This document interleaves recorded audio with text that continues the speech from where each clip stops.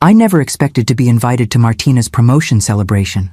My future daughter-in-law had made it abundantly clear over the past 2 years that I wasn't part of her vision for my son's life. The invitation arrived via text message, not even a phone call, with a thinly veiled explanation that Daniel had insisted on my inclusion since he would be away in Germany for 2 critical weeks. "Daniel wants you to come since you'll be alone," her message read. "Friday, 8 p.m. at Eloise. Dress appropriately. Dress appropriately." As if I, Dr. Angela Mitchell, former chief of neurosurgery at Boston Memorial, wouldn't know how to dress for dinner at Eloise. I smiled to myself, remembering the countless charity galas and medical conferences I'd attended throughout my career. Martina Perez had a peculiar habit of underestimating me at every turn. I selected a simple black dress with a single strand of pearls, elegant but understated. At 58, I had no interest in competing with Martina's inevitable display of designer labels and statement jewelry. My son Daniel always said I had quiet class, a description that pleased me far more than he knew. Daniel called from his hotel in Munich that afternoon. "Mom, are you going to Martina's dinner tonight?" he asked, concern evident in his voice despite the distance. "Of course," I assured him. "I wouldn't miss it." "I'm sorry I had to push for this," he sighed. "I know things aren't always easy between you two, but I hate the thought of you alone for 2 whole weeks. My sweet, protective son." At 32, he still lived with me, not out of dependency, but from genuine affection and concern after his father's passing 3 years ago. Martina resented our close relationship, viewing it as competition rather than the natural bond between a widowed mother and her only child. "Daniel, I survived 30 years of neurosurgery and medical missions in conflict zones. I think I can handle 1 dinner with your fiancé," I teased gently. "Focus on your project. I'll be fine." After we hung up, I gazed at a photograph of my late husband, James, displayed on my dresser. "Wish me luck tonight," I whispered. "I might need your diplomatic skills." What I didn't tell Daniel was how much I dreaded this evening. Martina's friends viewed me as a relic, the boring American mother-in-law who would soon be relegated to holiday appearances and occasional babysitting duties. What they didn't know, what Martina herself didn't know, was that beneath my unassuming exterior lay experiences and abilities they couldn't begin to imagine. My years of international medical work had required more than surgical skill. I'd learned Spanish during repeated missions to Colombia and Guatemala, French while working with Doctors Without Borders in West Africa, and Italian during a fellowship in Milan. Languages had never been my profession, merely tools necessary for the work that mattered. I called a rideshare service, deciding against driving myself. Something told me I might need a guaranteed exit strategy tonight. As the car approached Eloise, Boston's newest and most exclusive restaurant, I mentally prepared myself for an evening of polite smiles and careful conversation. What I couldn't possibly prepare for was how dramatically this dinner would change everything. Eloise gleamed with understated luxury, all polished brass, dark wood, and ambient lighting designed to flatter even the most discerning clientele. I spotted Martina immediately, holding court at the center of a large table, her glossy dark hair styled in perfect waves, her red dress a deliberate focal point in the muted restaurant. Her expression flickered briefly when she saw me, annoyance quickly concealed beneath a practiced smile. "Angela, you made it!" she called out, her voice carrying a forced brightness. "Everyone, this is Daniel's mother, not my future mother-in-law or even Angela Mitchell, just Daniel's mother, defined solely by my relationship to her fiancé." I smiled warmly, greeting each person as Martina reluctantly made introductions. Her parents, visiting from Miami, 3 friends from her college days, 2 colleagues from her firm. And at the far end, a distinguished-looking man introduced simply as Mr. Thompson, our CEO. "Pleasure to meet you all," I said, taking the empty seat clearly left as an afterthought between Martina's mother and a college friend whose name I'd already forgotten. "Congratulations on your promotion, Martina. Daniel is so proud." She nodded dismissively. "He should be here to celebrate it. This account could transform our firm's international presence." "I'm sure he wanted to be," I replied evenly. "The aerospace project in Munich is equally important to his career."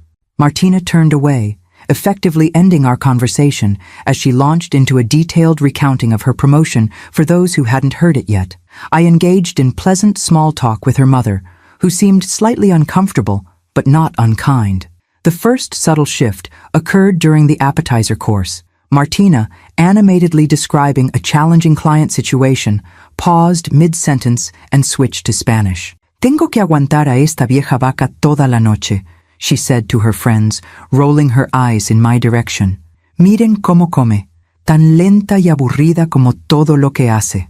I have to put up with this old cow all night. Look how she eats, as slow and boring as everything she does. Her friends laughed nervously, while her parents exchanged uncomfortable glances.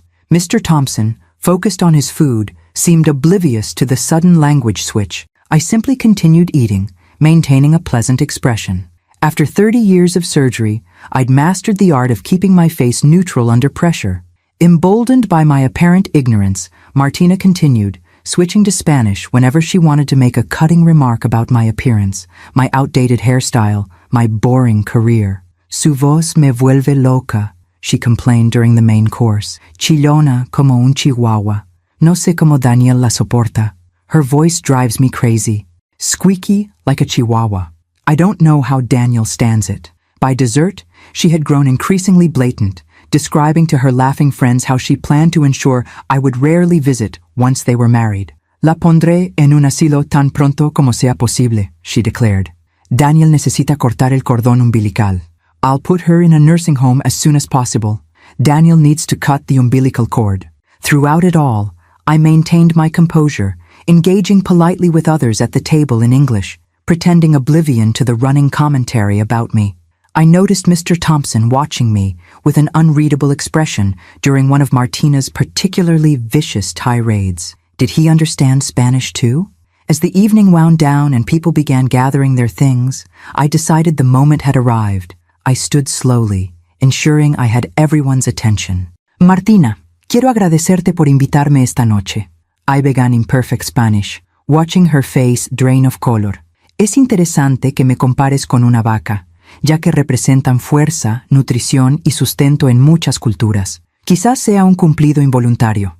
Martina, I want to thank you for inviting me tonight.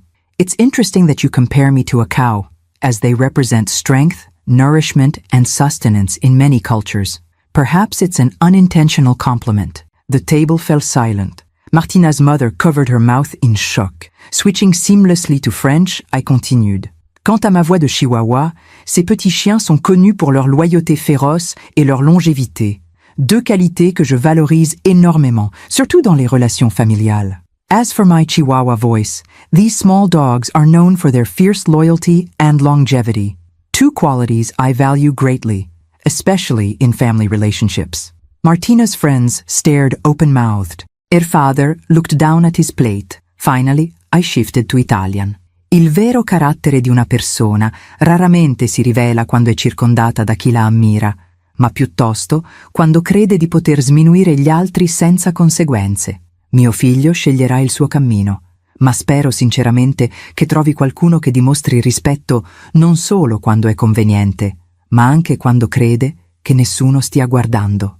A person's true character is rarely revealed when surrounded by those who admire them, but rather when they believe they can belittle others without consequences. My son will choose his own path, but I sincerely hope he finds someone who shows respect, not only when it's convenient, but even when they think no one is watching. I returned to English for my conclusion. Thank you all for a lovely evening. Martina, congratulations again on your promotion. I'm sure you've worked very hard for it. With that, I gathered my purse and walked out, leaving behind a tableau of shocked faces and absolute silence. Outside in the cool night air, I took my first deep breath in hours as I requested a ride home.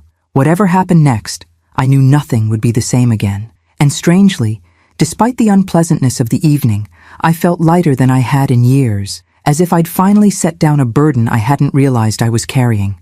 I didn't tell Daniel about the dinner. When he called the next day, I simply said it had been an interesting evening and changed the subject to his project in Germany. He sounded relieved that I'd attended and that there had been no overt conflicts, at least none that I was reporting. Martina didn't contact me at all in the days that followed. I hadn't expected her to.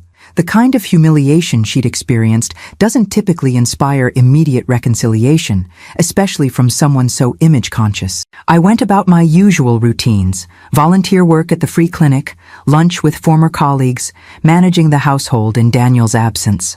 4 days after the dinner, my doorbell rang unexpectedly. When I opened it, I found Mr. Thompson, Martina's CEO, standing on my porch, his expensive suit somehow not out of place in my quiet suburban neighborhood. "Dr. Mitchell," he greeted me formally. "I hope you don't mind my unexpected visit. I asked Martina for your address, though I didn't specify why I needed it." "Mr. Thompson," I replied, hiding my surprise. "Please come in." I led him to my living room, a comfortable space filled with mementos from my international medical work. A carved wooden statue from Guatemala, textiles from West Africa, a small painting from an Italian patient. "Coffee?" I offered. "That would be wonderful," he nodded. "Black, please." When I returned with 2 cups, he was examining a framed photograph of me in surgical scrubs, standing with a team in what was visibly a field hospital. "Colombia, 2008, I explained, handing him his coffee. "After the flooding in Antioquia." "Impressive," he said, taking the cup. "Dr. Mitchell, I'll be direct. I was extremely impressed by your composure and linguistic abilities at Martina's dinner. Our firm is expanding aggressively into international markets, particularly in Spain, France, and Italy, and we're seeking consultants who can help navigate cultural and communication challenges with potential investors." I hadn't expected this turn of events. "Mr. Thompson, please call me Richard," he interrupted. "Richard," I amended. "I appreciate your directness. However, I should clarify that languages have never been my profession.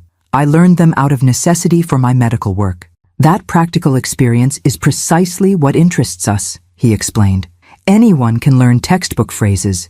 You clearly understand cultural nuances and can communicate effectively in high-pressure situations, skills far more valuable than formal language credentials." He outlined a consulting position that would involve accompanying executives to international meetings, helping prepare culturally appropriate presentations, and occasionally translating during sensitive negotiations. The compensation would be substantial, he concluded, naming a figure that would indeed be generous for part-time consulting work. I considered his offer carefully before responding. "I'm genuinely flattered, Richard, and I sincerely appreciate your recognition of skills that often go unnoticed. However, medicine has always been my calling. While I'm retired from surgery, my volunteer work with underserved populations remains my passion." He nodded, not seeming particularly surprised by my refusal. "I suspected as much, but felt the offer was worth making. The way you handled yourself at that dinner, with such dignity despite Martina's behavior, suggested someone with exceptional character as well as skills." "Thank you," I said simply. "May I ask," he ventured, "whether Daniel knows what transpired that evening?" "No," I replied, "and I don't intend to tell him. That's between Martina and him." Richard studied me for a moment. "That's remarkably generous given the circumstances." "It's not generosity," I clarified. "I've never believed in triangulating relationships. Daniel is an adult who must make his own decisions based on his direct experiences, not on second-hand accounts, even from his mother." We spoke for a while longer about neutral topics, the challenges of international business, my experiences in different countries, Boston's changing landscape.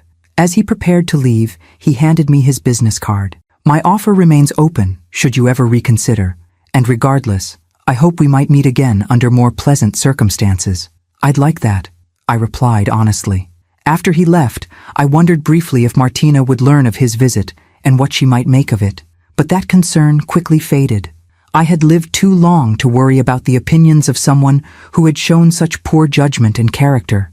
Little did I know that the real consequences of that dinner were only beginning to unfold. A week passed uneventfully. Daniel called daily from Germany, his excitement about the project evident despite the exhaustion in his voice. I continued my volunteer work at the free clinic, finding comfort in the routine of helping others. Martina remained conspicuously silent.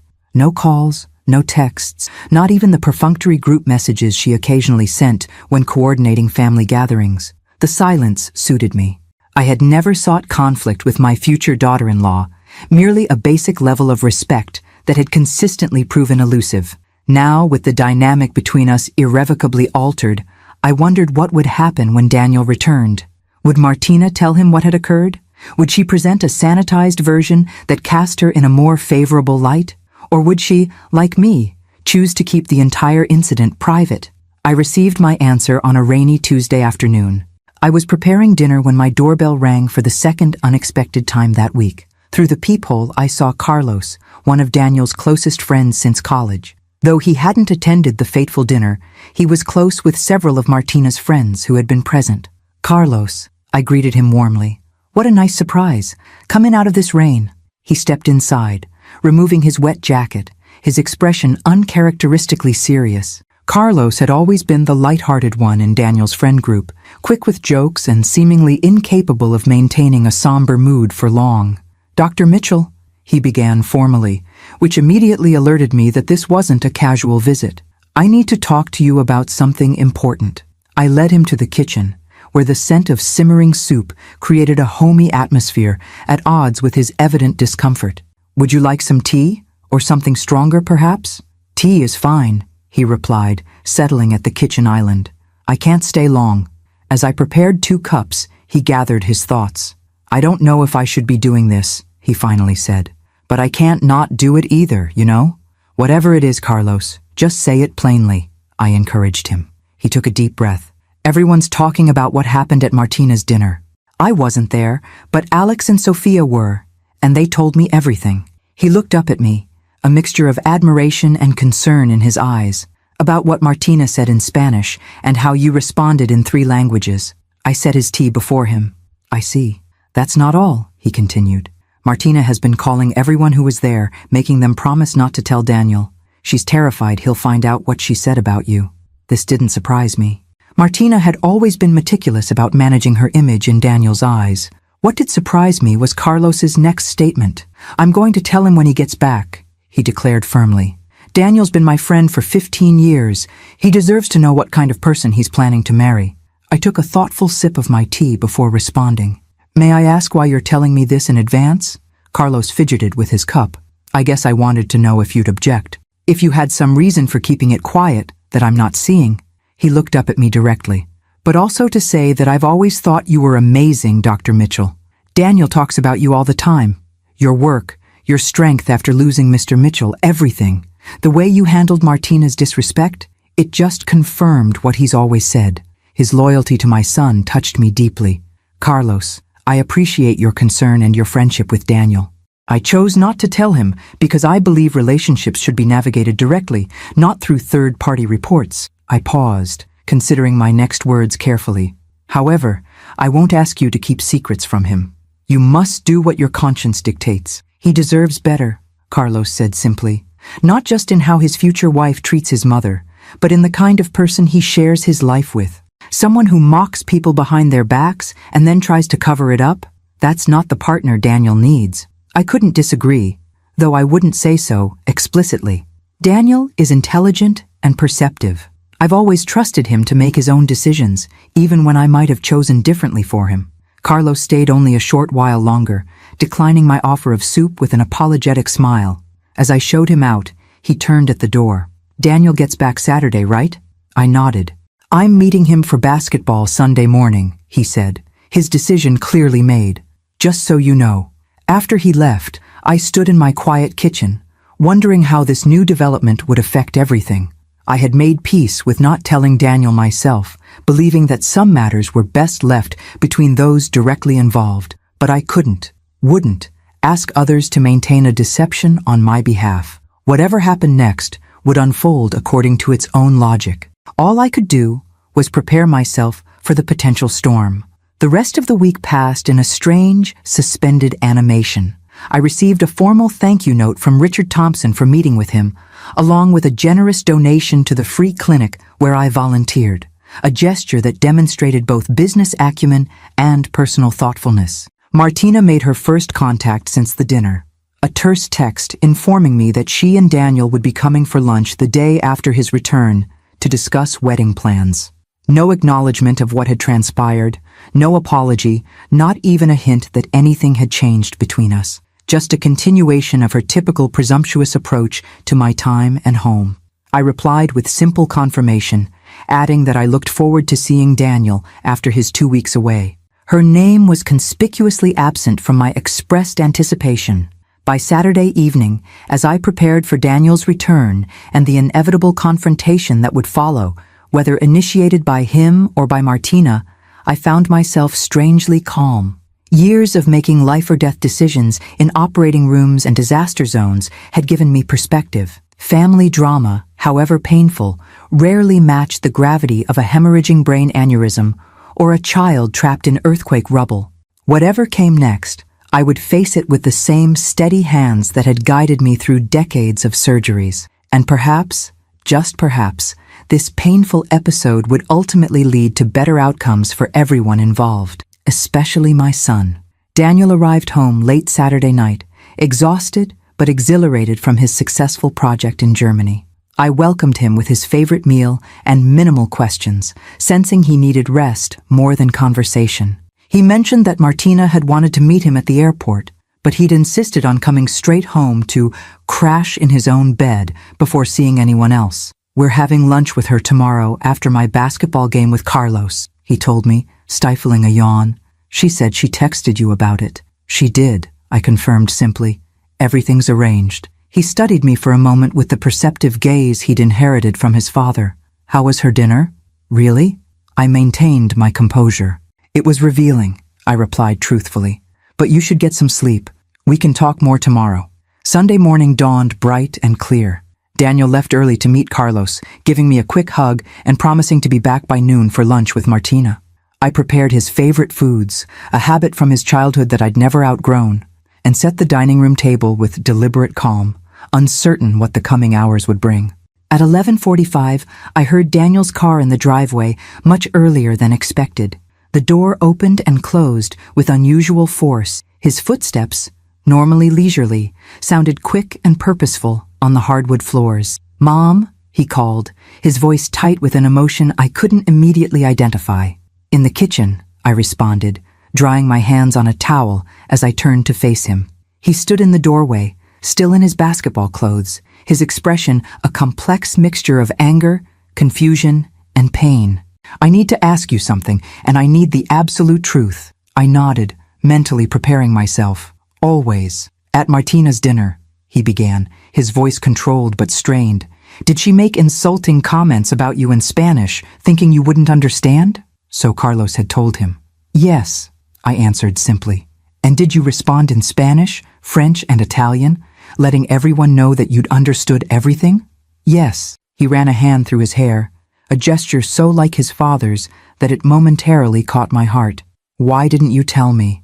This was the question I'd been anticipating, the one that required the most careful answer. "Because it was between Martina and me. Because you were focused on an important project thousands of miles away. Because some revelations need to occur directly, not through second-hand reports. She called you a cow," he said flatly, "and a chihuahua. She told her friends she was going to put you in a nursing home as soon as we were married. His voice broke slightly. "She mocked you all night in front of her family, her friends, even her boss." I moved closer, resting my hand on his arm.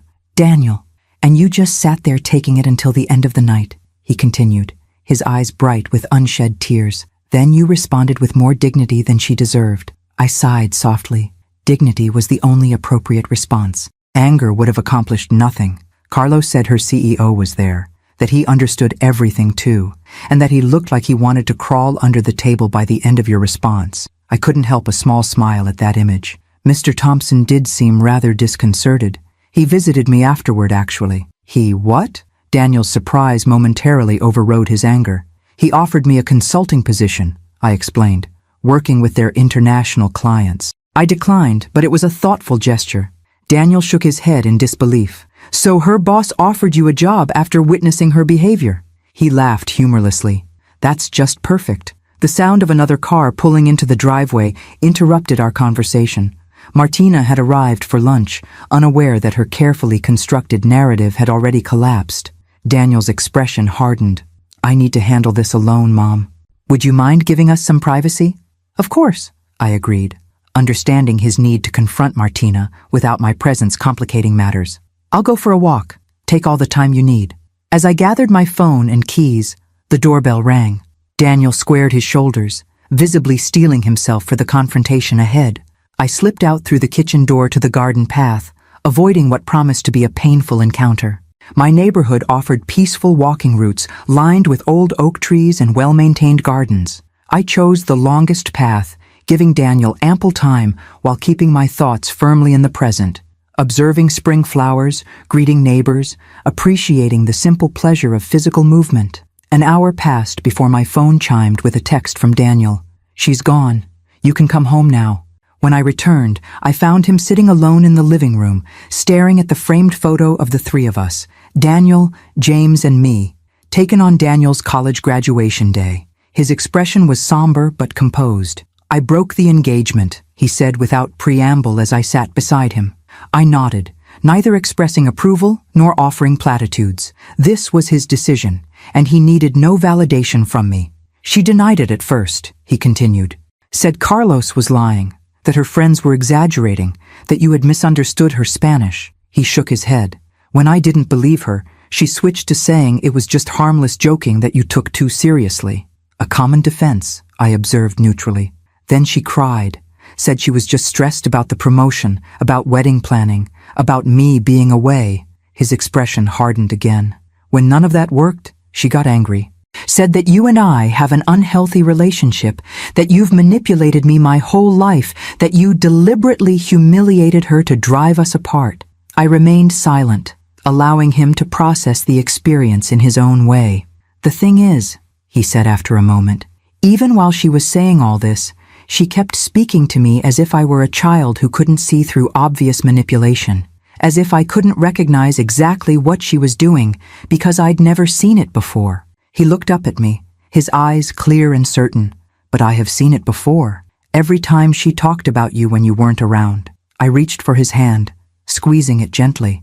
"I told her it was over," he continued, "that I couldn't marry someone who would disrespect my mother, or anyone that way, who would lie so easily, then try to manipulate me when caught." He exhaled slowly. "She didn't take it well." "I imagine not," I said softly. "She said she'd call me when I was thinking clearly again," he added with a grimace, as if this were just a temporary tantrum she needed to wait out. We sat in companionable silence for a while, the weight of what had happened settling around us. Finally, Daniel turned to me with a curious expression.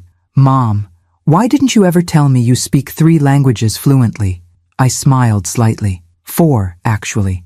I can manage decent German as well, though it's a bit rusty. He shook his head in amazement. "How did I not know this about my own mother?" "They were just tools for my work, Daniel, like knowing how to use different surgical instruments. Necessary, but not particularly noteworthy." "I'm starting to think," he said slowly, "that there's a lot more to you than I've ever realized." I smiled at my son. This thoughtful man who had just made a painful but principled decision. Perhaps there's more to both of us than Martina ever understood. The following weeks brought a strange new reality. Daniel's broken engagement created ripples beyond our immediate family circle, affecting his social connections, professional relationships, and daily routines.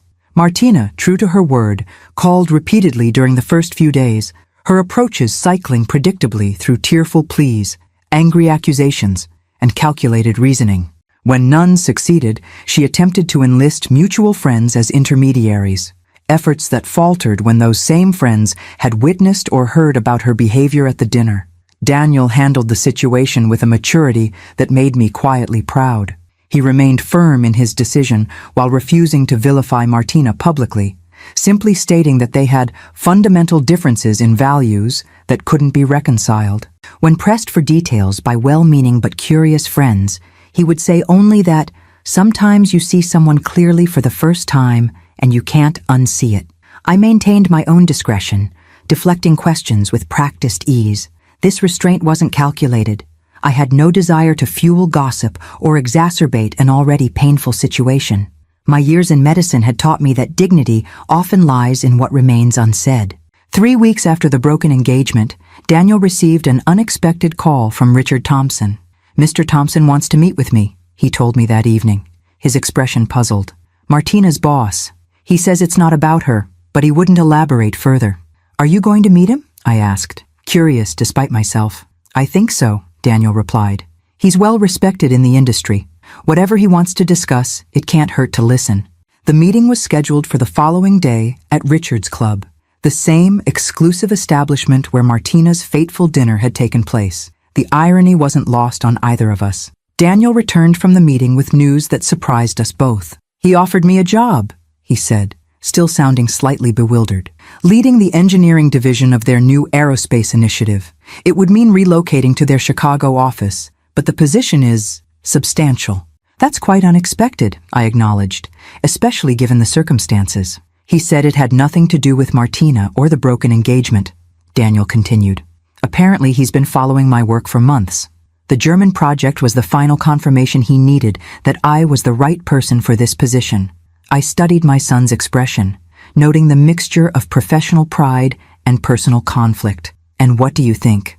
"The opportunity is incredible," he admitted. "Better than anything I could hope for locally, at least for the next 5 years. But it would mean leaving Boston," I finished for him. "Leaving me." He nodded, the conflict evident in his eyes. I told him I needed time to consider it. We sat in thoughtful silence for a moment before I spoke again. "Daniel, what would you do if I weren't part of the equation? If you were making this decision based solely on your professional goals and personal happiness?" He considered this carefully. "I'd take it," he finally said. "It's exactly the kind of challenge I've been working toward. The team is world-class. The technology is cutting-edge." He sighed. "But you are part of the equation, Mom, especially now with Dad gone. I don't want to leave you alone." "I've never wanted to be the reason you limit yourself," I said gently. "Not when you were 18 and considering colleges, not when you were 24 and debating that fellowship in California, and certainly not now." "It's different now," he insisted. "After Dad died. After your father died," I interrupted softly. "I grieved. We both did. And having you close during that time was a tremendous comfort." I reached for his hand. "But James would be the first to tell you that building your life around protecting me from loneliness isn't what either of us would want for you." Daniel's expression suggested he remained unconvinced. "What would you do if I moved to Chicago?" It was a fair question, one I'd been contemplating since he first mentioned the offer. "I'd continue my volunteer work at the clinic. I'd perhaps increase my involvement with the Medical Mission Planning Committee. I might even—" I hesitated, surprising myself with the thought that had suddenly emerged. "I might even consider Mr. Thompson's consulting offer if it's still open. Working remotely, of course." Daniel's eyebrows rose. "You'd do that?" "It would be part-time," I clarified, "and it would allow me to use skills that have been dormant for too long. The clinic work fulfills my need to contribute medically, but the languages, the cross-cultural experience, those have been largely unused since I retired." "You're serious," he said, studying me with new understanding. "I'm considering it," I amended. "The point is, Daniel, I have options. I have interests, capabilities, and a support network that extends beyond you." "As it should." He nodded slowly, processing this perspective. "I'll think about it," he promised, "but I won't make any decisions without thorough consideration." 2 days later, an elegant cream envelope arrived by courier. Inside was a handwritten note from Richard Thompson. "Dr. Mitchell, I hope you'll forgive this direct communication. I've recently spoken with Daniel about a position with our firm. A conversation, I assure you, was based solely on his professional qualifications, which are exceptional. I understand his hesitation regarding relocation, given your close relationship. While I would never presume to influence family matters, I wanted to reiterate that my offer to you remains open, with flexible terms that could accommodate remote work and a schedule of your choosing. Perhaps you might consider visiting our Chicago offices together, allowing both of you to explore possibilities without immediate commitment. With sincere respect, Richard Thompson." The note was thoughtful, strategic, and subtly persuasive, exactly what one would expect from a successful CEO. I found myself smiling at his approach, appreciating both its transparency and its underlying recognition of what truly mattered to Daniel. That evening, I placed the note on the kitchen counter where Daniel would see it when he returned from his run. This wasn't a decision I could or should make for him, but I could ensure he had all relevant information. When he found it, he read it twice before looking up at me. "He's persistent," he observed with a hint of admiration. "He's successful for a reason," I replied. "Good leaders recognize talent and find ways to acquire it." Daniel tapped the note thoughtfully. "Would you consider it?" Going to Chicago to look at their operation? I would, I answered honestly. Not because I want to influence your decision, but because I'm genuinely curious about the opportunity he's proposing for both of us. A slow smile spread across Daniel's face, the first unguarded smile I'd seen since the broken engagement. Then let's go to Chicago. As I prepared for bed that night, I found myself reflecting on the strange, unpredictable path that had led us here. What had begun with Martina's cruel comments in Spanish had somehow opened doors neither Daniel nor I had anticipated.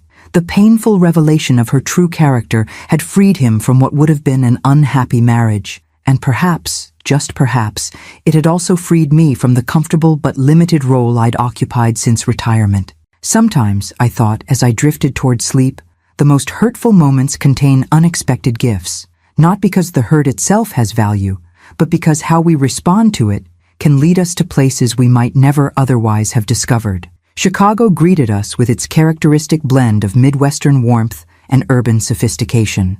Richard had arranged for a car to meet us at the airport, a driver who navigated the city's congested streets with practiced ease while pointing out landmarks and neighborhoods we passed. Our accommodations, a sleek two-bedroom suite in a downtown hotel overlooking Lake Michigan, reflected the same thoughtful attention to detail that had characterized all our interactions with him thus far. "This is a bit more elaborate than I expected for a job interview," Daniel observed as we settled into the spacious living area between our separate bedrooms. "It's not just a job interview," I reminded him. "It's a recruitment strategy. There's a difference." "You sound like you've been on the other side of this process," he noted with curiosity. I smiled slightly. "I've headed a few recruitment committees in my time. The best surgical talent doesn't just appear at your door. You have to convince them that your hospital offers something unique." I gestured at the impressive view. "The principle is the same, just with different trappings." Our itinerary for the next 2 days was carefully structured, yet not overwhelming.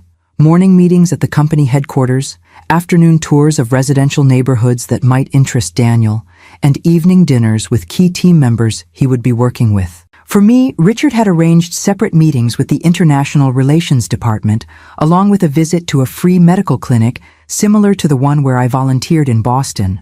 To understand the local healthcare landscape, the briefing material explained, and explore potential volunteer opportunities should you decide to relocate. The implication was clear without being presumptuous. They wanted both of us, and they'd thought carefully about what would matter to each of us individually. The company headquarters occupied the upper floors of a gleaming skyscraper in the downtown business district. As we entered the soaring lobby with its marble floors and contemporary art installations, I sensed Daniel's growing excitement.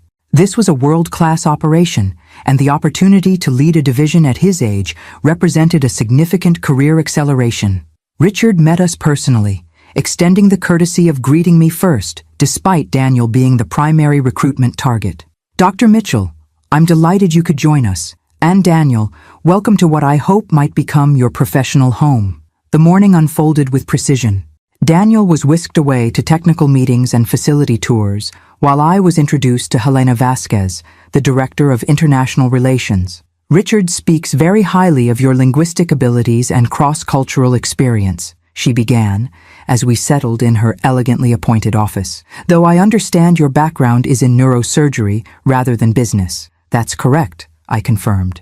"Languages were tools for my medical work, not my primary expertise." "In my experience," Helena replied with a knowing smile, "the most valuable consultants are those who've applied their skills in high-stakes real-world situations rather than theoretical contexts.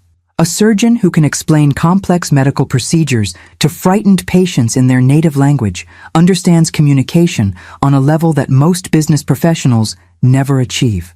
We spent the next 2 hours discussing the company's international expansion goals, the specific cultural challenges they'd encountered, and the role they envisioned for someone with my unique combination of experiences. The position would be part-time and primarily remote, with quarterly visits to Chicago and occasional international travel for particularly sensitive negotiations. "We're not asking you to become a full-time business consultant," Helena clarified. "Rather, we'd like access to your perspective and abilities on an as-needed basis. The compensation would reflect the value we place on that access, not the hours worked." It was a thoughtfully crafted proposal that acknowledged my primary commitment to medical volunteer work while offering a new avenue for applying underutilized skills. I found myself genuinely intrigued by the possibility. "I'll need time to consider it," I told her honestly. And naturally, my decision would be influenced by Daniel's. "Of course," she nodded, "though I hope you know that the offer stands independently. Richard was impressed by you before he ever met your son." The scheduled tour of the local free clinic proved equally enlightening. The facility was larger and better equipped than the one in Boston, with dedicated specialists volunteering weekly and a robust program for treating undocumented immigrants who couldn't access traditional health care. The medical director, upon learning of my background, immediately outlined multiple ways my surgical expertise and language skills could benefit their patient population. "We have a significant Spanish-speaking community," she explained, "and our French-speaking African immigrant population has grown substantially in recent years. Volunteer physicians who can communicate directly with patients are worth their weight in gold." By the time Daniel and I reconnected for dinner that evening, I had a much clearer picture of what life in Chicago might look like for me, not just as Daniel's mother who had relocated to be near him, but as a professional with valuable contributions to make in multiple spheres. Daniel's eyes shone with excitement as he described the aerospace division he would potentially lead, the cutting-edge projects already in development, and the team of engineers he'd met. "They're brilliant," he enthused, "truly world-class. And the resources, Mom, they have testing capabilities I've only dreamed of accessing. The simulation lab alone is years ahead of anything I've worked with." I smiled at his enthusiasm, reminded of James's similar expression when describing a particularly elegant surgical technique or promising research finding. Daniel had inherited his father's passionate engagement with work that challenged his intellect. "And you?" he asked, suddenly remembering that I'd had my own schedule of meetings. "How was your day?" "Surprisingly interesting," I admitted. "The consulting role is more substantive than I expected, focused on specific challenges rather than general translation work. And the free clinic here has resources our Boston facility can only dream about." Daniel studied me with a perceptive gaze. "You're actually considering this, aren't you? Not just for my sake, but for your own?" "I am," I acknowledged, "though I'm not making any decisions after a single day of meetings." Over dinner with Richard and several key executives, the conversation flowed naturally between business topics and personal interests. I observed the team dynamics with professional detachment, noting how they interacted with Daniel, the respect they showed for his expertise, their genuine interest in his perspectives, the absence of condescension despite his relative youth. Most telling was a brief exchange I overheard between Richard and the chief technology officer when they thought no one was listening. "He's sharper than we expected," the CTO murmured. "Could be running the whole division within 5 years if he delivers." "Exactly why we need him," Richard replied quietly. "And his mother is equally impressive. Different field entirely, but the same analytical mind and ethical core."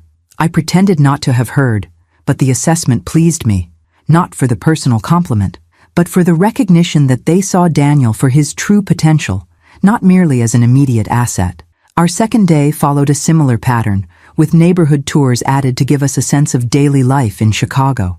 By the time we boarded our flight back to Boston the following morning, both of us had considerably more information than when we'd arrived. "No pressure for an immediate decision," Richard had assured us at our final meeting. "Take whatever time you need. Both positions will remain open until you've reached your conclusions." On the plane, Daniel turned to me with an unexpectedly serious expression. "I'm going to take the job," he said quietly. "But I need to know honestly, would you be coming to Chicago because you want to, or because you don't want me to worry about leaving you alone?" I considered my answer carefully, knowing its importance. "Both have influenced my thinking," I admitted.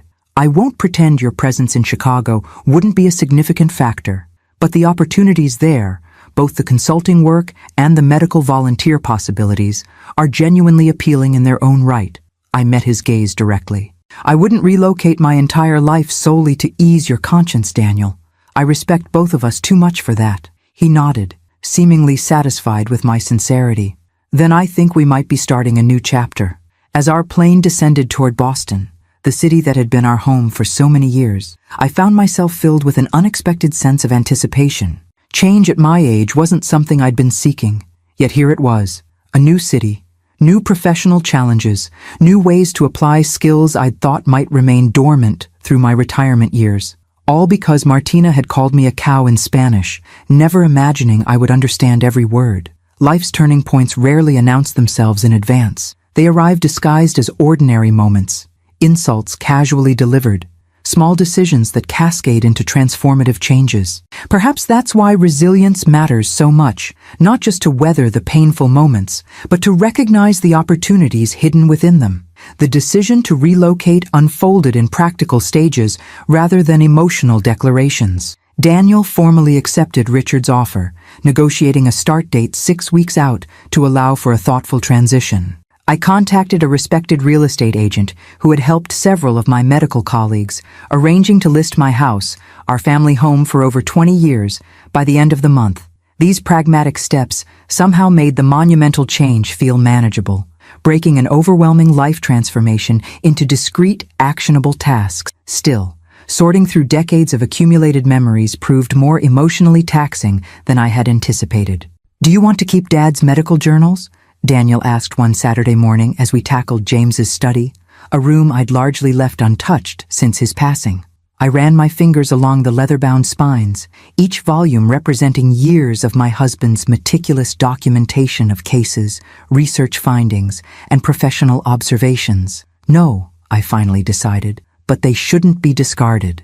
Contact the medical school library. They maintain archives of distinguished faculty members' papers. Daniel nodded, carefully boxing the journals. "And these?" He indicated a shelf of framed photographs. James with surgical residence at medical conferences, receiving awards. "Select a few meaningful ones for yourself," I suggested. "I'll do the same. The rest we'll photograph digitally and let go.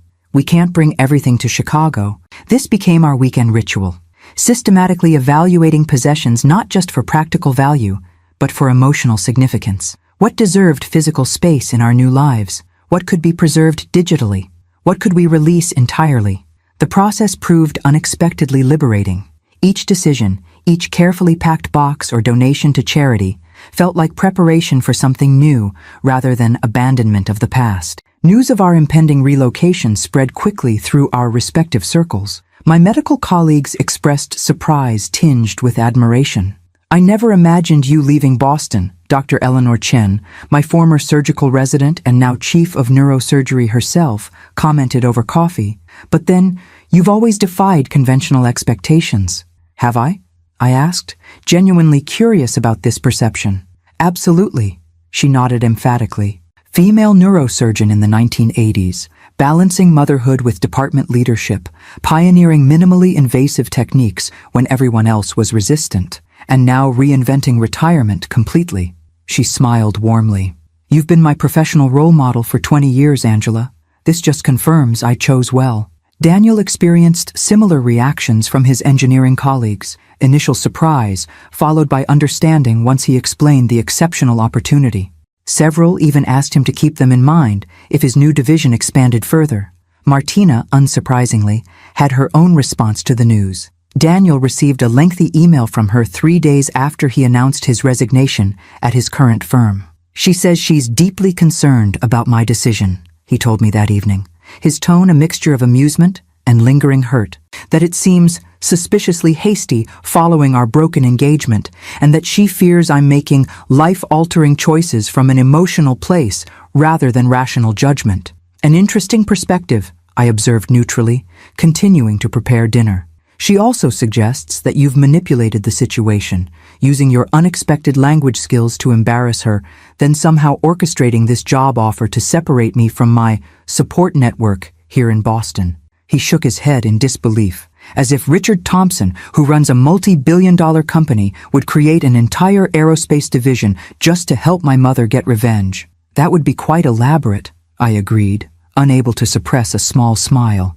"The most revealing part," Daniel continued, scrolling through the message, "is where she says she's willing to overlook past misunderstandings and reconsider our future together if I'll return to rational thinking and decline the Chicago position."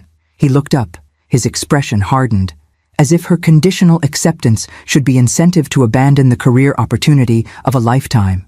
I placed a comforting hand on his shoulder. She's processing loss in her own way, Daniel. The relationship, the status of being engaged, the future she had envisioned, all gone in an unexpected moment. You're being remarkably generous toward someone who called you a cow, he observed wryly. Professional detachment, I replied.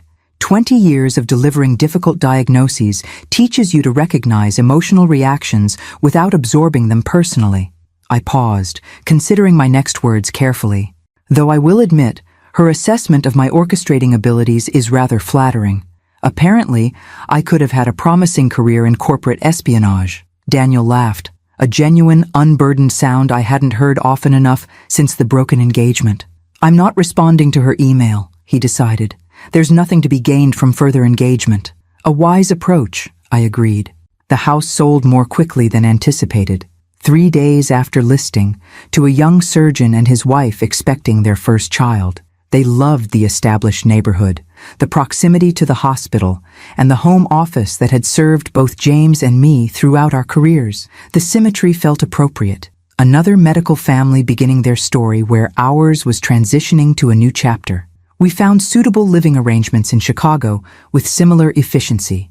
Rather than immediately purchasing new properties, we decided to rent initially, Daniel selecting a modern apartment in a high-rise near his new office, while I chose a comfortable 2-bedroom condominium in a quieter neighborhood with excellent access to public transportation, close enough for regular visits, yet separate enough to maintain our independent lives. Richard facilitated introductions to Chicago's medical community, resulting in immediate volunteer opportunities at 2 different clinics serving underserved populations. I also connected with the International Medicine Program at Northwestern University Medical Center, where my experience with field hospitals and disaster response proved unexpectedly valuable to their training curriculum.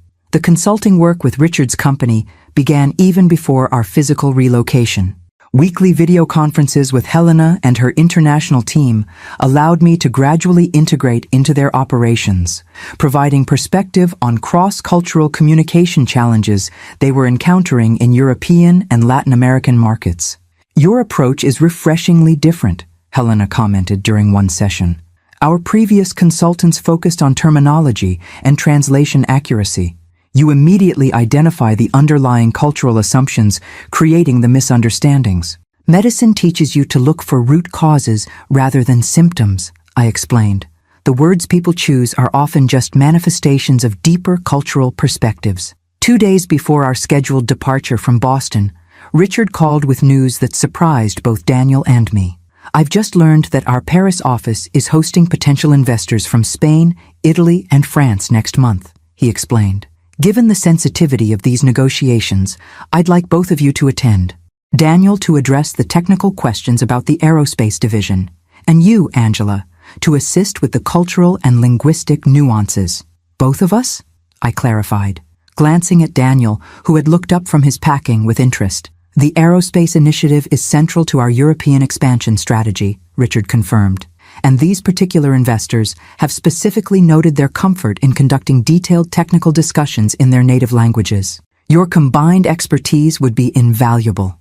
After concluding the call, Daniel and I exchanged looks of amused disbelief. Paris, he said, for our first official assignment together. It seems rather cinematic, I acknowledged with a smile, almost as if scripted. If Martina knew about this, it would absolutely confirm her conspiracy theories, Daniel laughed. My mother, the master manipulator, orchestrating international business trips. Let's add it to my growing list of shadowy accomplishments, I suggested dryly. Right after secretly fluent in multiple languages and covertly influences Fortune 500 CEOs. On our final evening in Boston, after the moving company had taken the last of our boxed possessions and we were camping in empty rooms with just suitcases and air mattresses, Daniel ordered takeout from our favorite local restaurant. We sat on the floor of what had been our living room, eating directly from containers and sharing memories of the house.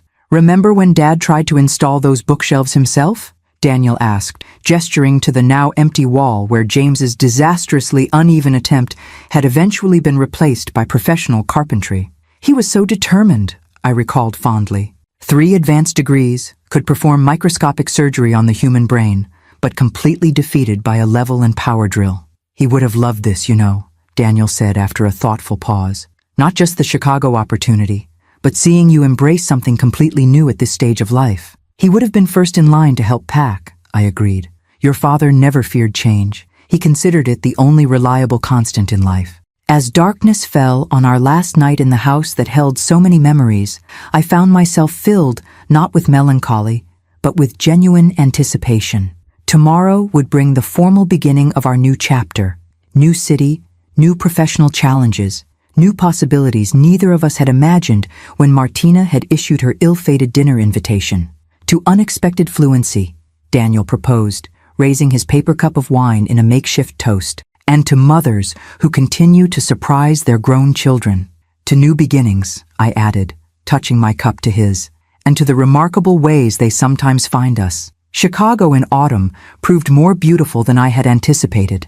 The vast expanse of Lake Michigan shifted colors with the changing light, steel gray in early morning, brilliant blue under midday sun, lavender and gold as evening approached. The city itself pulsed with energy that somehow felt different from Boston's more reserved rhythm, broader, bolder, less constrained by tradition and history.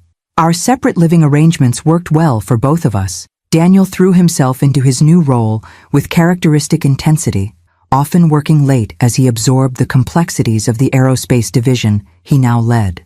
I established my own routines, volunteer work at the medical clinic 3 mornings a week, consulting sessions with Helena's international team most afternoons, and exploration of my new city during whatever time remained. The promised Paris trip materialized 6 weeks after our relocation. We traveled separately, Daniel departing directly from a conference in Germany, while I flew from Chicago, upgrading to business class using points accumulated during my surgical career, but rarely utilized until now. Richard had arranged accommodations at a discreet boutique hotel near the company's Paris office, elegant, without ostentation, the kind of establishment that catered to discerning business travelers rather than tourists. My suite overlooked a small courtyard garden, providing unexpected tranquility in the heart of the bustling 8th arrondissement. Daniel and I met for dinner the evening before our scheduled meetings, comparing notes on our respective preparations. He had spent the day reviewing technical specifications and investment projections, while I had refreshed my French medical terminology, which differed significantly from the business vocabulary I would need for these negotiations. Nervous? He asked, as we enjoyed expertly prepared coq au vin at a restaurant Richard had recommended. Appropriately alert, I corrected with a small smile. This isn't brain surgery. No one will die if I conjugate a verb incorrectly. True, he acknowledged, though there are millions of dollars potentially at stake. A different kind of pressure, I agreed. But after decades of life or death decisions, I find financial stakes remarkably less stressful. The following morning brought our first surprise. As we entered the conference room at the Paris office, we were greeted not only by Richard and the expected French executives, but also by a face I instantly recognized despite having seen it only once before. Martina's mother, Claudia Perez, stood conversing with Richard near the refreshment table. Daniel froze momentarily beside me, his professional composure briefly shaken. I placed a steadying hand on his arm, maintaining my own neutral expression as Richard noticed our arrival and approached with Claudia. Angela, Daniel, excellent timing, he greeted us warmly. I'd like you to meet Claudia Perez, CEO of Innovation Global. Her company controls significant aerospace manufacturing capabilities in Spain that could be crucial for our European expansion. Claudia's expression registered momentary shock before smoothing into professional politeness. She extended her hand first to me, then to Daniel. Dr. Mitchell, Mr. Mitchell, what an unexpected pleasure. Miss Perez, I replied evenly, shifting immediately to Spanish. Es un placer conocerla formalmente. Creo que nos vimos brevemente en la cena de su hija hace unos meses. It's a pleasure to meet you formally. I believe we saw each other briefly at your daughter's dinner a few months ago. Her eyes widened slightly at my direct acknowledgement of our previous encounter. Sí, aunque no tuvimos la oportunidad de hablar realmente, she responded, maintaining the Spanish conversation. Yes, although we didn't really have the opportunity to talk. El tiempo tiene formas interesantes de crear nuevas oportunidades, I observed. Time has interesting ways of creating new opportunities. Daniel, whose Spanish was functional but not fluent, extended professional courtesy in English. Ms. Perez, I look forward to discussing how our aerospace initiatives might align with your manufacturing capabilities. The momentary tension dissipated as Richard guided us toward our seats, apparently oblivious to the undercurrents between us. As the meeting commenced with introductions of the French and Italian investors also present, I caught Claudia studying me with undisguised reassessment. The negotiations proceeded with professional focus, each party presenting their interests and potential contributions to the proposed partnership.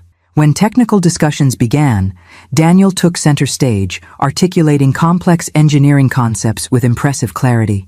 I provided occasional linguistic assistance, ensuring that nuanced technical points weren't lost in translation. During a mid-morning break, Claudia approached me as I stood by the window overlooking the Parisian street below. "You never mentioned your professional background that night at the dinner," she said in Spanish, her tone carefully neutral. "It wasn't relevant to the conversation," I replied simply, "and I wasn't given much opportunity to share personal information." She acknowledged this with a slight nod. "Martina told me about your son's new position here. She believes there were unusual circumstances surrounding his recruitment." I met her gaze directly. "The only unusual circumstance was Richard Thompson witnessing your daughter's behavior at her celebration dinner. The rest followed natural business logic." Claudia sipped her coffee thoughtfully. "I should have intervened that night," she finally said, surprising me with her candor.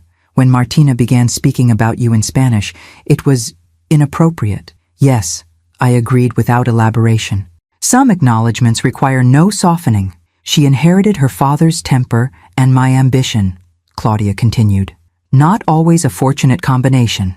She glanced toward Daniel, who was engaged in animated conversation with the Italian investors. "Your son seems remarkably composed for someone his age. Leading a division of this magnitude is no small responsibility." "Daniel has always handled pressure well," I noted, parental pride evident despite my professional demeanor.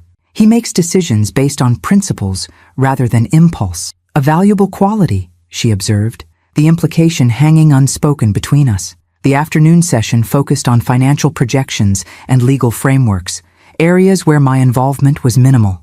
I observed the interactions with professional detachment, noting how Richard subtly managed competing interests toward a mutually beneficial conclusion. By day's end, a preliminary agreement had been reached, with specific technical details to be finalized over the coming weeks. Richard hosted a celebratory dinner at a Michelin-starred restaurant near the Arc de Triomphe, where conversation flowed more personally now that the business objectives had been achieved. Seated beside Claudia, I found myself engaged in a surprisingly candid exchange about career demands and family relationships.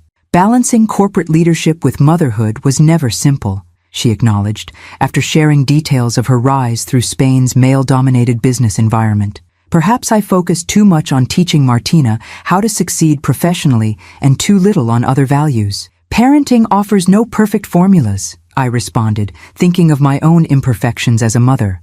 "We all make choices based on what seems most important at the time." "Has your son spoken with her since the broken engagement?" she asked, her tone carefully casual. "Not to my knowledge," I replied honestly. "Daniel tends to make clean breaks when trust is damaged." Claudia nodded slowly. "A quality Martina might benefit from developing." She hesitated before adding, "She is not handling the situation well. Her professional performance remains excellent, but personally, she seems unable to process what happened." I felt an unexpected twinge of compassion. Despite Martina's behavior, she was still someone's beloved daughter, struggling with consequences she hadn't anticipated. "Time often provides perspective that isn't immediately available," I offered. "Neither condemnation nor absolution." "Perhaps," Claudia agreed, "though some lessons are harder to learn than others." As the evening concluded and we prepared to return to our respective hotels, Richard approached with evident satisfaction. "A successful first collaboration," he observed. "I had a feeling you two would work well together." Daniel and I exchanged a brief glance of shared amusement at his obliviousness to our complicated connection. "Sometimes the most unexpected partnerships prove most productive," I replied diplomatically. Later, walking with Daniel along the Seine as lights sparkled on the dark water, I shared the essence of my conversation with Claudia. "She seems more self-aware than her daughter," he observed. though that's a fairly low bar to clear. Most parents recognize their children's flaws, even when they can't fully correct them, I noted. Did working with her mother create difficulties for you? Surprisingly, no, he replied after a thoughtful pause. Claudia is clearly competent and straightforward. Nothing like Martina in a professional context. He glanced at me with curiosity. What about you? Was it uncomfortable navigating that unexpected connection? It was illuminating, I decided. Seeing the mother helped me better understand the daughter. Not excuse her behavior, but contextualize it. We stopped at a viewing point overlooking the illuminated Notre Dame Cathedral, its reconstructed spire reaching skyward after the devastating fire years earlier. Life rarely follows expected paths, I mused, gesturing toward the cathedral. Destruction sometimes leads to renewal. Painful endings create space for new beginnings. Very philosophical, Mom, Daniel teased gently. Blame Paris, I replied with a smile. The city inspires contemplation. As we continued our evening stroll through a city neither of us had expected to be visiting in such a capacity, I reflected on the extraordinary chain of events that had brought us here. A cruel comment in Spanish at a dinner table had triggered a sequence that transformed both our professional trajectories and now, improbably, placed us in direct business relationship with the mother of the woman who had inadvertently catalyzed everything. If I believed in fate, I might have seen some cosmic symmetry in this development. As a surgeon, however, I'd always trusted in cause and effect rather than destiny. The logical progression of events following initial conditions, modified by human choices along the way. Perhaps that was the most important lesson emerging from this unexpected chapter. We cannot control all circumstances that affect our lives, but we absolutely determine our responses to them. Martina had chosen cruelty and deception when faced with discomfort. Daniel had chosen integrity when confronted with painful truth, and I had chosen to embrace new possibilities rather than cling to familiar limitations. The outcomes reflected those choices, not cosmic justice, but natural consequences flowing from individual decisions made at critical moments. As we returned to our hotel under a star-filled Parisian sky, I felt profound gratitude, not for Martina's unkindness that had set everything in motion, but for the capacity to transform what could have been merely painful into something unexpectedly valuable. Winter settled over Chicago with characteristic intensity, biting winds sweeping off Lake Michigan, snow accumulating in crystalline drifts along the streets, the city skyline often shrouded in gray mist. Yet I found unexpected beauty in this seasonal transformation, so different from Boston's more moderate winter patterns. By December, both Daniel and I had established comfortable routines in our new environment. His leadership of the aerospace division had begun yielding tangible results, with the European partnerships initiated in Paris now formalized into working relationships. My own consulting work had expanded beyond initial expectations, with Helena increasingly relying on my input for sensitive cross-cultural negotiations. The medical clinic where I volunteered had become a meaningful anchor in my week. The diverse patient population, Spanish-speaking families from Mexico and Central America, French-speaking immigrants from West Africa, elderly Eastern Europeans with limited English, provided ample opportunity to use my linguistic abilities for their original purpose, helping people understand complex medical information during vulnerable moments. You're a godsend in this clinic, Dr. Patel, the medical director, told me one afternoon after I'd spent an hour explaining complicated neurological symptoms and treatment options to an elderly Mexican woman and her concerned family. Most of our volunteer physicians can manage basic conversational Spanish, but explaining vestibular disorders and medication interactions? That's another level entirely. It's where medicine and language truly intersect, I replied. Technical accuracy matters, but so does cultural context and emotional nuance. Our first Christmas season in Chicago brought both challenges and unexpected joys. The absence of familiar traditions and locations initially created a sense of dislocation. No Christmas tree shopping at the lot we'd visited for 20 years. No annual holiday concert at the Boston Symphony. No gathering of long-established medical colleagues for our traditional celebration.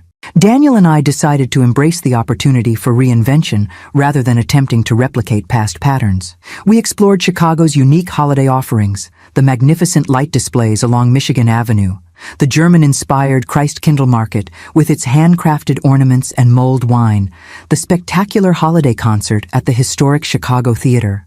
"This feels different," Daniel observed as we wandered through the festive market one evening, snowflakes gently falling around us. "Not better or worse than our Boston traditions, just new." "That's the essence of transition," I replied, watching children's faces light up as they discovered the intricate Christmas pyramids and nutcrackers at a German vendor's stall. Honoring what was while creating what will be. Richard invited us both to the company's holiday gala, an elegant affair at the Chicago Art Institute, with the magnificent Thorn miniature rooms specially illuminated for the season. As we entered the grand hall, I was surprised to find Helena approaching with a distinguished-looking man I didn't recognize. "Angela, I'm delighted you could attend," she greeted me warmly.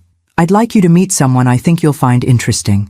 This is Dr. Marcus Rivera, Chief of Neurosurgery at Northwestern Memorial." The distinguished gentleman extended his hand with a professional smile. "Dr. Mitchell, your reputation precedes you.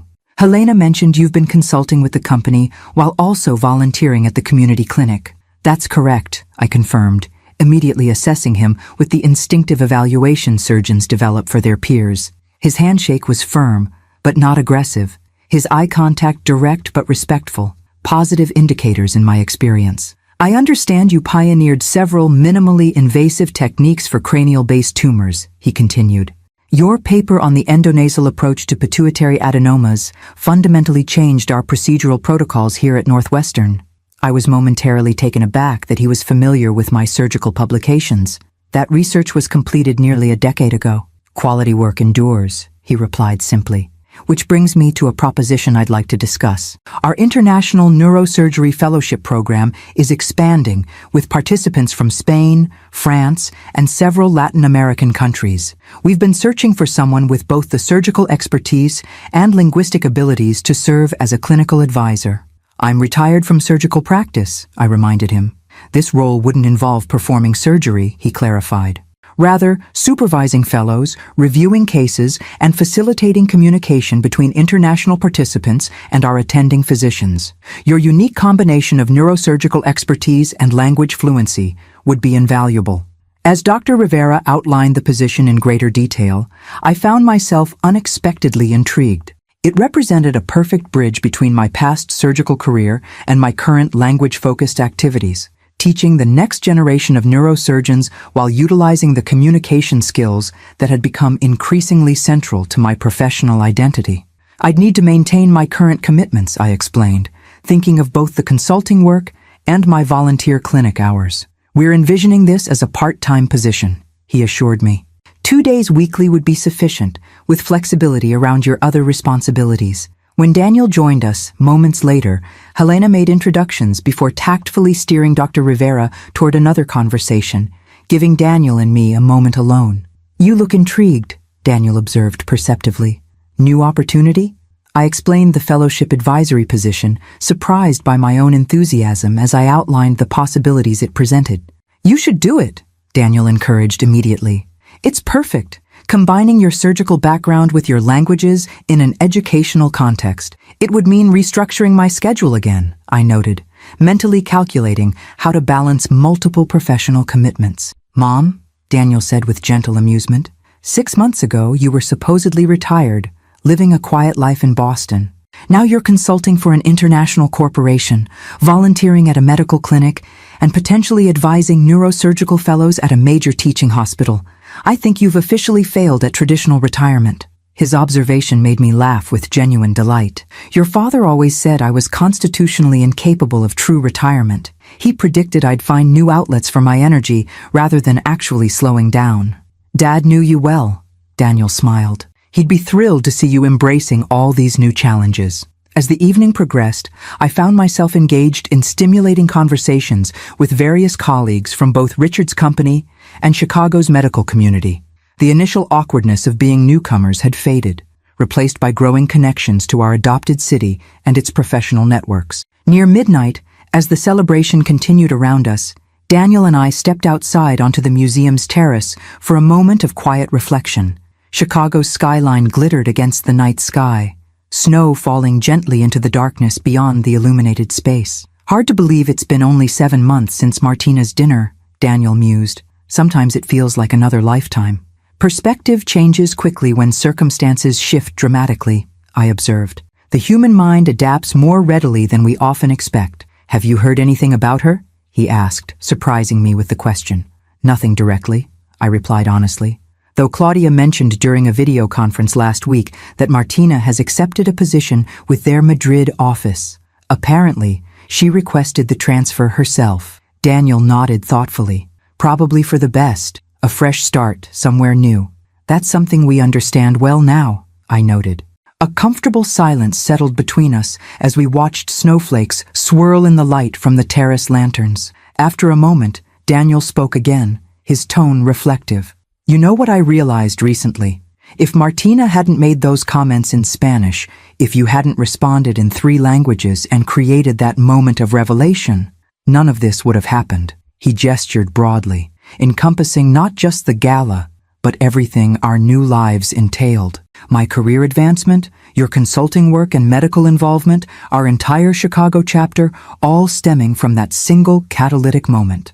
Life's turning points rarely announce themselves in advance, I replied. They often arrive disguised as ordinary moments or even painful experiences. I wonder if she knows, Daniel mused, how her attempt to mock you secretly ended up transforming both our lives for the better. I doubt she views it through that lens, I said, thinking of what little I knew about Martina's current situation. People rarely recognize their role in others' transformation stories, especially when the narrative doesn't center them favorably. As we returned to the celebration inside, I found myself reflecting on the extraordinary journey of the past year. What had begun with cruel words in Spanish had culminated in this moment, standing in one of Chicago's cultural treasures, surrounded by new colleagues and possibilities, my son thriving professionally beside me, both of us engaged in work that challenged and fulfilled us in unexpected ways. The final conversation of the evening came as we were preparing to leave. Richard approached with 2 flutes of champagne, offering a private toast away from the larger gathering. To new beginnings and unexpected journeys, he proposed, raising his glass, and to the remarkable ways language can change lives, sometimes through understanding, sometimes through revelation. The knowing glint in his eye suggested he had always been more aware of the Martina connection than he had let on. You knew from the beginning, didn't you? I asked directly. About what happened at that dinner. His slight smile confirmed my suspicion. Let's just say I recognize valuable talent when I see it, whether demonstrated through professional expertise or through handling difficult situations with exceptional grace. As Daniel and I shared a taxi home through snow-covered streets, I felt a sense of completion that had nothing to do with endings and everything to do with proper alignment, like a complex surgical procedure where the final suture brings all elements into their correct relationship. Martina had unwittingly given me a gift that evening months ago. Not through her intended cruelty, but through creating circumstances that revealed possibilities I might otherwise never have discovered. Her mistake, assuming I wouldn't understand her Spanish insults, had ultimately opened doors for both Daniel and me that we hadn't even known existed. There was a certain poetic justice in that outcome, though I took no pleasure in whatever difficulties Martina might be experiencing in Madrid. True resolution doesn't require another's suffering. Only the recognition that our responses to adversity often matter more than the adversity itself. As we arrived at my condominium building, Daniel hugged me goodnight with unusual intensity. "Merry Christmas, Mom," he said softly. "I'm so glad we're here, in Chicago, in this moment, in this new chapter, together." "So am I," I replied with complete sincerity. Every unexpected word of it. 1 year to the day after Martina's fateful dinner, I found myself in an unexpected location, standing before an audience of medical students and international fellows at Northwestern Memorial Hospital, delivering a guest lecture on cross-cultural communication in neurosurgical settings. The fellowship advisor position, Dr. Rivera had proposed during the holiday gala, had evolved into a more comprehensive role than either of us had initially envisioned, encompassing not just clinical oversight, but also formal educational components. The language of medicine is universal in its technical aspects, I explained to the attentive faces before me, but the language of healing transcends mere terminology. It requires understanding cultural contexts, family dynamics, and the unique narratives patients bring to their medical experiences. As I guided these brilliant young surgeons through case studies illustrating how linguistic and cultural awareness could dramatically improve patient outcomes, I felt a deep sense of professional fulfillment, unlike anything I'd experienced since retiring from active surgical practice. This wasn't simply teaching technical skills, it was transmitting wisdom accumulated through decades of practice in circumstances these students could barely imagine. Dr. Mitchell, a Colombian neurosurgical fellow, asked during the Q&A session, "How did you develop such precise medical Spanish? The colloquialisms and regional variations you use when speaking with patients from different Latin American countries are remarkably specific." I smiled, considering how to answer without delving into the complete story that had led me here. "Necessity and immersion," I replied. "Working in field hospitals throughout Central and South America taught me that textbook Spanish wouldn't suffice when explaining complex procedures to frightened patients. Each community has its own vocabulary for describing neurological symptoms. Learning those differences became as important as knowing the proper surgical instruments. What I didn't share was how those seemingly peripheral skills had unexpectedly become central to my current professional identity, or how a young woman's cruel attempt to mock me in Spanish had catalyzed the chain of events leading to this podium. After the lecture, Dr. Rivera joined me for coffee in the hospital's faculty lounge, his expression reflecting genuine satisfaction.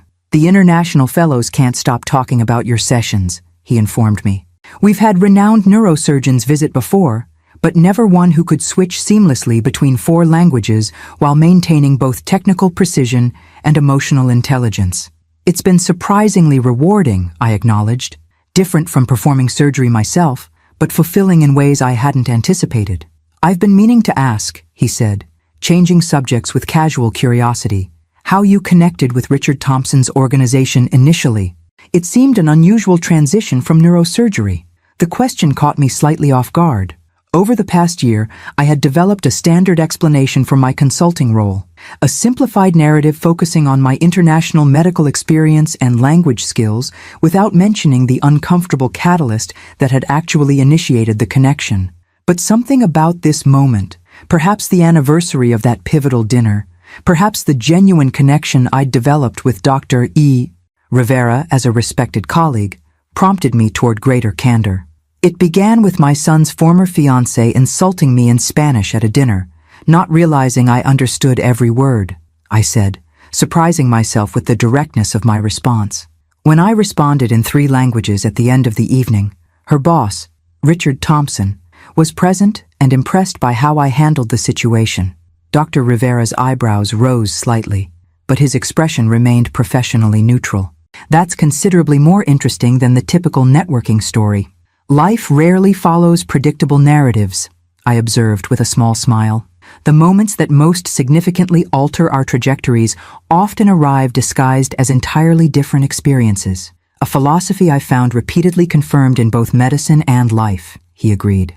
"Though few transformative moments involve multilingual revelations at dinner parties." His understated humor made me laugh, a genuine, unguarded moment of connection that felt surprisingly comfortable. Dr. Rivera had proven himself a thoughtful colleague over the past months, respected throughout the hospital for both his surgical expertise and his humanistic approach to medicine. At 62, he was close to my own age, a contemporary who understood the medical world as it had evolved through our parallel careers. "The hospital's international program gala is next month," he mentioned as we finished our coffee. "As our fellowship advisor, your presence would be particularly appreciated. Many of our donors specifically support the cross-cultural aspects of our training." "I'd be happy to attend," I replied. "Should I coordinate with your administrative team regarding expectations?" "Actually," he said with a moment's hesitation that seemed uncharacteristic for his typically confident demeanor, "I was hoping you might consider attending as my guest rather than in an official capacity. Dinner beforehand, perhaps." The invitation's dual nature, professional and potentially personal, registered immediately. I studied him with careful consideration, this respected colleague now presenting a possibility I hadn't anticipated. That would be lovely, I decided, surprising myself with how naturally the acceptance came. I'd enjoy the opportunity for conversation outside our usual clinical context. His pleased expression suggested the invitation had indeed carried personal significance beyond professional courtesy. We parted ways shortly afterward, each returning to our respective responsibilities for the day. That evening, Daniel joined me for our weekly dinner, a tradition we had maintained despite our separate living arrangements in Chicago.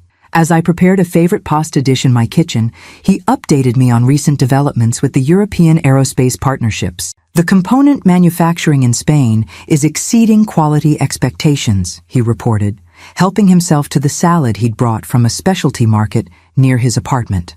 Claudia Perez personally oversaw the implementation of our specifications, which apparently is unusual for someone at her executive level.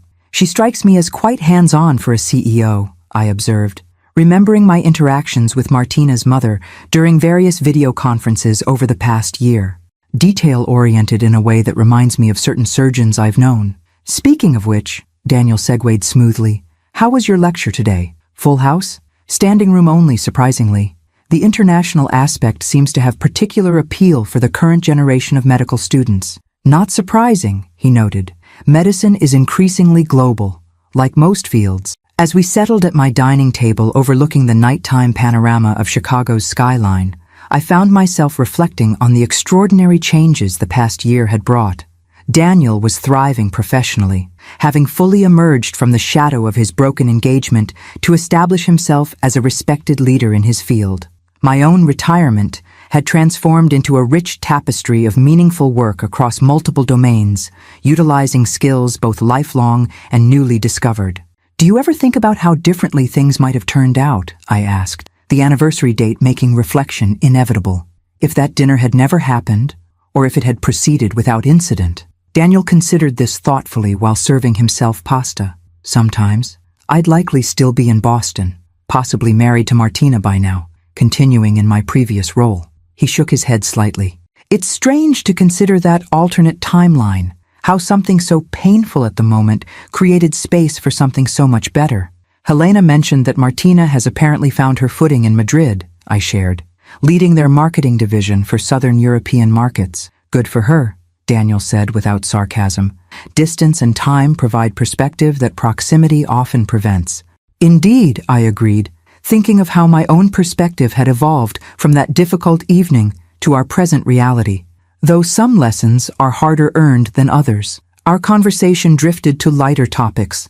A documentary series Daniel had discovered, a new exhibit at the Art Institute I'd visited, plans for the upcoming holiday season now that we had established our own Chicago traditions. As we enjoyed tiramisu from our favorite Italian bakery, Daniel studied me with sudden curiosity.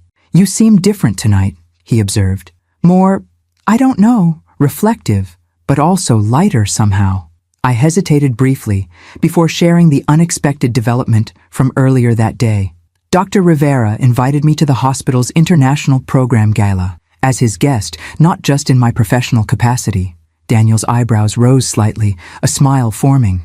As in, a date? That distinction wasn't explicitly clarified, I replied with academic precision that made him laugh. Mom, at your level of professional accomplishment, no one invites you to dinner beforehand unless they're interested in more than your views on neurosurgical techniques. I felt a momentary flutter of uncertainty that seemed remarkably youthful for someone of my age and experience. It's been 7 years since your father died. The idea of personal connections beyond friendship hasn't been part of my consideration set. Dad would want you to be happy, Daniel said gently, to find connection and joy wherever it might present itself. Yes, I agreed, knowing this with absolute certainty. He would.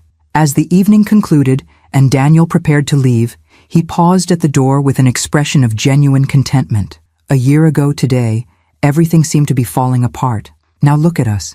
Life's most significant transformations often begin with moments of apparent destruction, I observed, like forest fires that, while devastating, create essential conditions for new growth. He hugged me goodbye with the easy affection that had characterized our relationship since his childhood, a constant amid all the changes we had navigated together. Later, Standing at my living room window, watching Chicago's lights shimmer against the darkness, I reflected on the extraordinary journey from that rainy Boston evening to this moment. Martina's attempt to humiliate me in Spanish had inadvertently opened doors neither she nor I could have possibly anticipated. Professional opportunities, personal growth, new beginnings in unexpected places. There was a profound lesson in this sequence of events, not about revenge or justice, but about how our responses to difficult moments often matter more than the moments themselves. I had chosen dignity over retaliation, clear boundaries over endless conflict, and openness to new possibilities over retreat into familiar limitations. The results of those choices surrounded me now, a fulfilling new professional identity, meaningful work in multiple domains, my son thriving in his career, and perhaps even the tentative beginning of an unexpected personal connection. All because I understood Spanish, French, and Italian, languages learned not for prestige or academic interest, but as practical tools for helping others during their most vulnerable moments. Sometimes the abilities we develop for one purpose reveal their true value in entirely different contexts. And sometimes, the moments that seem designed to diminish us become instead the catalysts for our most significant growth.